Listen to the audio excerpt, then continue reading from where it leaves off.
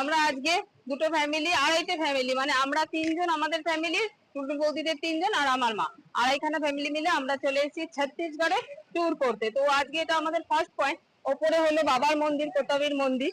আর এই নদীটার নাম কি আমি এক্ষুনি ভুলে যাচ্ছি, বাট প্রচন্ড জল, প্রচন্ড একটু প্রচন্ড স্রোত, এত জোরে স্রোত। এই যে দেখাচ্ছি তোমাদেরকে, দেখো দেখো মারাত্মক। মানে কিছুক্ষণ আগে অব্দি আমরা এখানটা দাঁড়িয়েছিলাম, তখন শুকনো ছিল, জল বাড়ছে, মানে সমুদ্রের মতো জল বেড়ে যাচ্ছে, প্রচন্ড জল। এগুলোই তো দেখতে আসার জন্য বর্ষাকালে আসা।